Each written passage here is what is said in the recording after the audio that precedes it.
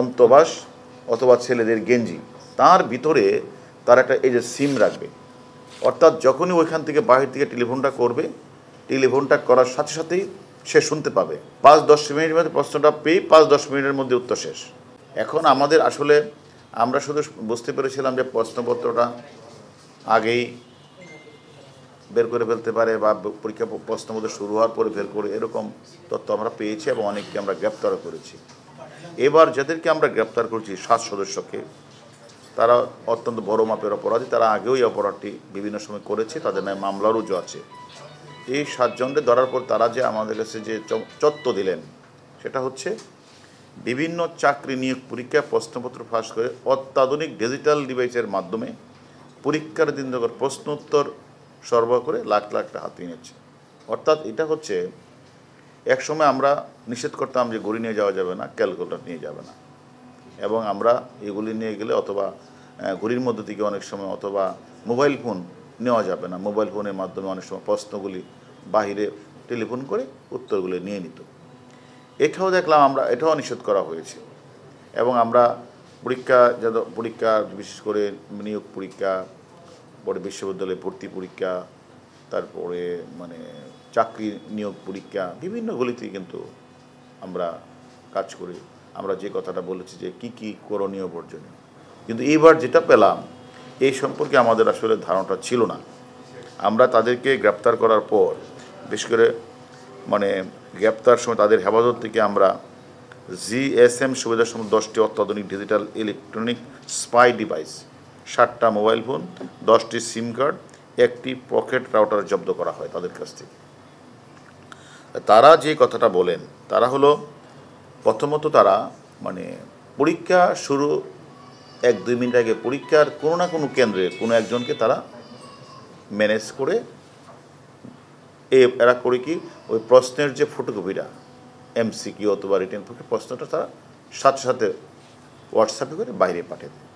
বাহিরে তাদের একটা ডিভাইস সংগ্রহ, প্রশ্নপত্র সলভার টিম, অনেক লোক থাকে। অর্থাৎ কে বাংলা সলভ করবে, ইংলিশ সলভ করবে, 5 মিনিটের মধ্যেই তারা এটা সলভ করে ফেলে। সলভ করি তখন তারা তাদের যে ডিভাইস থাকে, এই ডিভাইসটা তারা কানের মধ্যে এরকম একটা বল থাকে, এই কানের মধ্যে এরকম একটা বল থাকে, এই বলটা এই যে বলটা কানে দেয়, কানে দিয়ে কানে দিবে। আর হলো হয় পকেটের মধ্যে একটা রাউটার থাকবে, অথবা এই যে আপনার যে অন্তবাস অথবা ছেলেদের গেঞ্জি, তার ভিতরে তার একটা এই যে সিম রাখবে। অর্থাৎ যখনই ওইখান থেকে বাহির থেকে টেলিফোনটা করবে, টেলিফোনটা করার সাথে সাথেই সে শুনতে পাবে। তো যাদের কাছে এটা থাকবে, এই রাউটার অথবা ওই যে অন্তবাস এগুলো থাকবে, তারা ওখান থেকে বলবে, তারা শুনবে। শোনার পর সমানে সে বলবে হয়তো প্রশ্নের এর উত্তর হলো C, B এর উত্তর C, এরকম বলবে, আর সে সময় দাগায় ফেলবে। এর বেশি কোনো ব্যাপার। অর্থাৎ 5-10 মিনিটের মধ্যে প্রশ্নটা পেয়ে 5-10 মিনিটের মধ্যে উত্তর শেষ।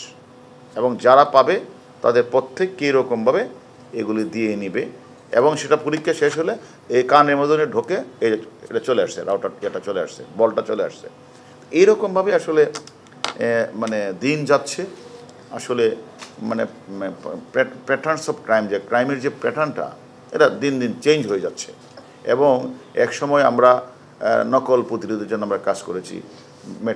SSC SSCতে পরীক্ষা হলে নকল না হয়, সেই নকল প্রতিরোধে আমরা কাজ করেছি। সেখানে তারা প্রথম বড় বই নিয়ে যেত, পরে তারা দেখা গেলো বইটাকে ছোট করে তারা নিয়ে যেত, কোনো সময় হাতে করে নিয়ে যেত, কোনো সময় তারা এভাবে। কিন্তু দিন যাচ্ছে, অপরাধীরা তাদের প্যাটার্ন চেঞ্জ করছে। আমরাও আইনশৃঙ্খলা বাহিনী তাদেরকে ধরার জন্য বিভিন্ন স্কোপ আমরা ব্যবহার করছি। এখন সর্বশেষ যেটা আমরা পেলাম সেটা হচ্ছে তারা এই বল ব্যবহার করছে কানের মধ্যে, আর তাদের এমন জায়গায় রাখে, অর্থাৎ ওই যে ডিভাইসটা যেখানে ধরার বা এই জায়গায় চেক করার কোনো স্কোপ নেই। কেউ না কেউ কেন্দ্রে একজন পরীক্ষা শুরুর সাথে সাথে মোবাইলের ছবিটা তুলে ফেলে। কারণ পরীক্ষার কেন্দ্রের যে দায়িত্ব, উনি যদি ছবি তুলে ফেলে, কারো হয়তো কিছু করার নাই, তুলে উনি ওই চক্রের কাছে পাঠিয়ে দেয়। ওই চক্ররা তাদের সকল ডিভাইস নিয়ে একটা জায়গায় বসে থাকে, পাওয়ার সাথে সাথে সলভ করে তখন তারা আবার ওই টেলিফোন করে, আর ওই টেলিফোনের ডিভাইসটা যাদের কাছে থাকে তারা তখন শুনতে পায়। তারা কোনো কথা বলবে না, তাদের কানে বাজবে, তা সে শুধু দাগাবে, এই কাজটা করে। যাই হোক, আমরা মনে করি সকলকে অ্যালার্ট থাকতে হবে, আর আমাদের প্রত্যেকের পিতামাতার উচিত হবে এই অবৈধ পন্থায় কেউ যেন না যায়। ভিন্ন পন্থায় চাকরি, টাকা পয়সা দিয়ে এইসব চাকরির জন্য গেলে বিপদের সম্ভাবনাই থাকবে, এবং তাদেরকে আইন শৃঙ্খলা যে কোনো সময় ধরতে পারলে তার বিরুদ্ধে কঠোর অ্যাকশন গ্রহণ করবে।